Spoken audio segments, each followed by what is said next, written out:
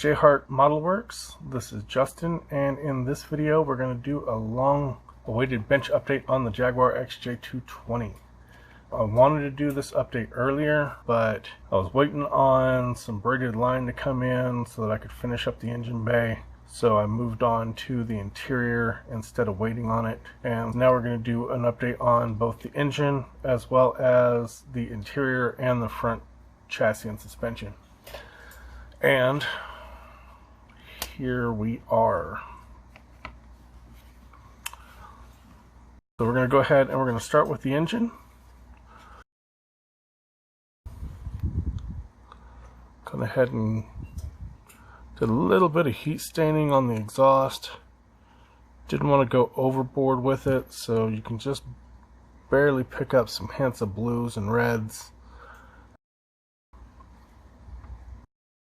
Then after assembling the engine, we went ahead and added a bunch of hoses and wires and things of that nature. I'm not entirely certain what these gold things are, but they appear in our reference shots, so I scratch built those with a little bit of plastic rod. You can see we also have our V6 distributor wired up. These run through here, through this housing, and they go back in here. We've got some radiator hoses added in there.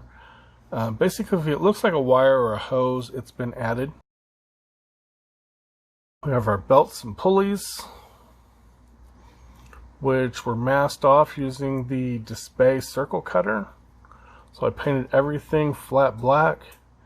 Then there's two different pulley pieces. There's this front piece and then there's this back piece. So I just taped over all of them, marked where the centers were, and then using my circle cutter I cut the circles so I could just paint those as I needed and then pull them off and have perfectly masked on the pulleys. We added these hose looking things here,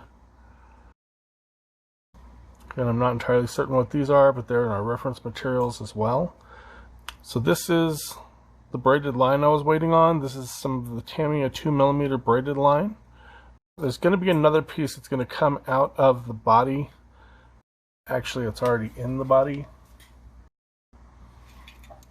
We've added it right here, and that's right where the fuel filler cap is.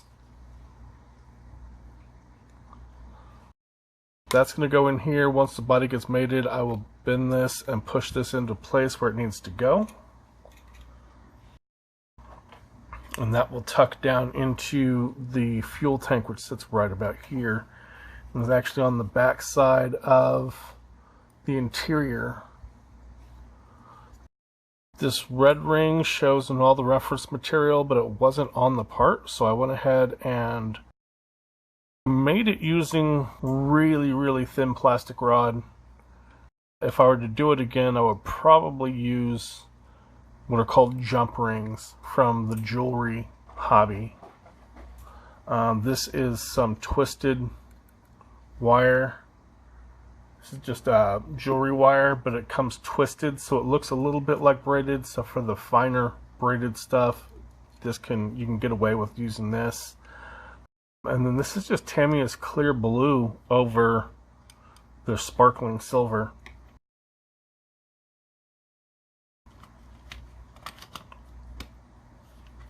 So with that firewall in place, it's going to look like that. And that last piece of braided line is just going to get tucked right down here. So all in all, the engine came out nice. Mounted onto the chassis. We've got our suspension in place.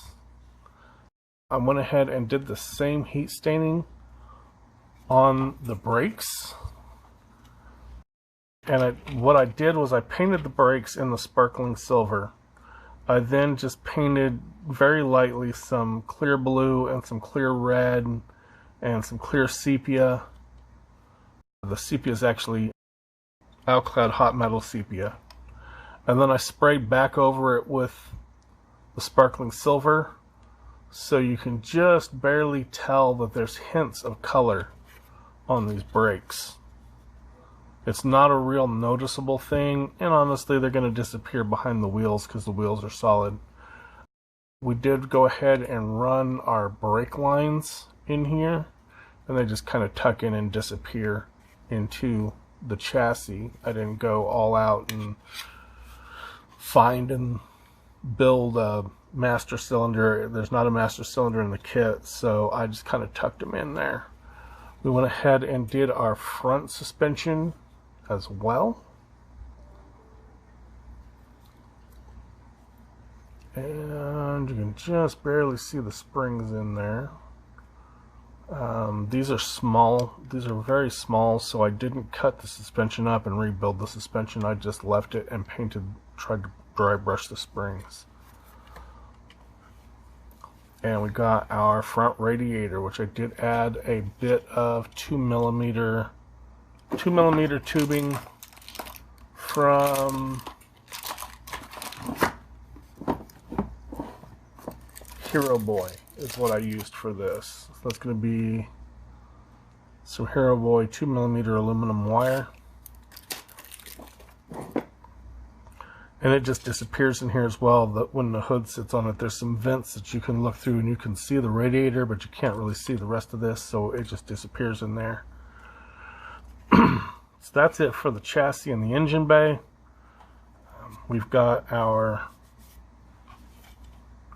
interior to move on to next. So we did the interior in the Zero Paints Ferrari interior beige color. There's some dust on here. We then did the trick with the mechanical pencil. I used a 0.3mm drafting pencil to do these white dots over the AC vents here, and to do the red and blue around the air conditioning knob. The decals on this is an older Tamiya kit, and the decals were utterly horrible. I managed to get the dash decal in, and I just covered that with Tamiya XJ220 clear. But as soon as I tried putting decal solution, just some microsol, or microset actually, it wasn't even the microsol, it was the microset. As soon as microset touched the ones that were supposed to go in here, in this door panel, they just disintegrated. I mean, they didn't even stay, they literally just fell apart. It was really bad. I ended up just, there's one more that I could have tried to put on. I didn't even bother. What I did do, however, was I used the blade from a hobby knife. I poured out some, I used some Vallejo Model Air red and white, and I just dipped the tip of my X-Acto knife, or my hobby knife, into the paint, and just kind of marked it here and there to get some markings in there. And from a distance, they don't look that bad. I did drop some, put a few drops of X22 in there to give them kind of a bubbled lens over the gauges. So all in all, the door gauges don't look horrible. They do if you're right up on them, but you're never going to be right up on them once the body's on there. I then did the racing harnesses. I've never done racing harnesses before. I've always done straight seat belts. These came out really nice. I'm really surprised. I used a seatbelt set from the Model Car Garage for all the buckles and these adjustment pieces. And then from Hero Boy, I did get some hobby design pieces for the harness latches, which I just glued onto one of these clips.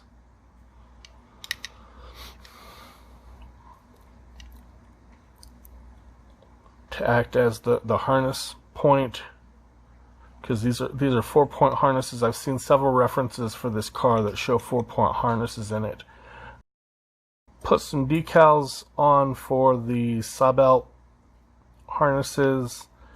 I tried a tip that I got from Paul over at the International Scale Modeler to just brush a little bit of Mr. Hobby leveling thinner on there, and I guess I brushed a little too much because it kind of tore up the decals a bit.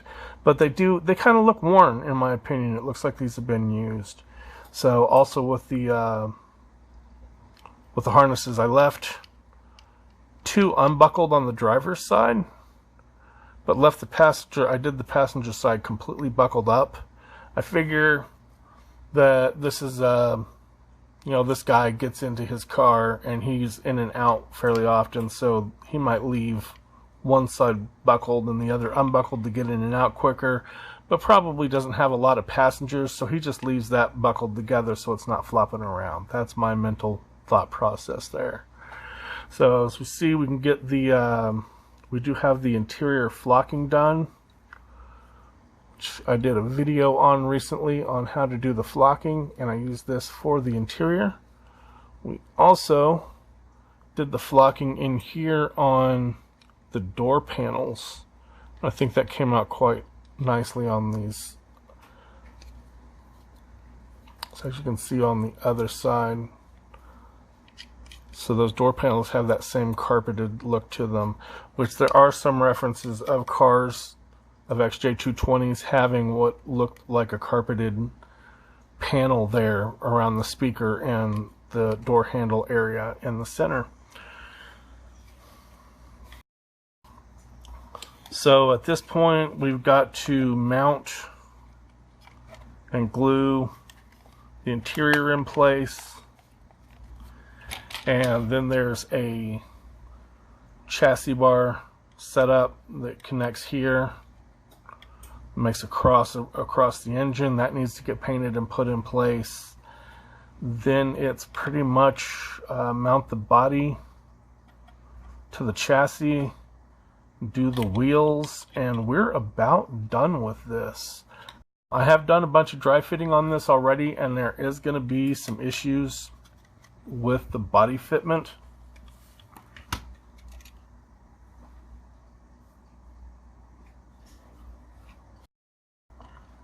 So we're going to set the body into place.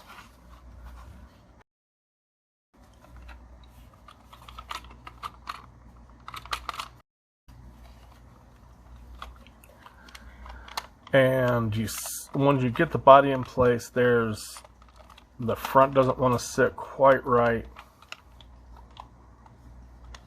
or the back doesn't want to sit quite right, and you also have some issues here where this door hatch isn't wanting to sit unless you've got it in just the right spot.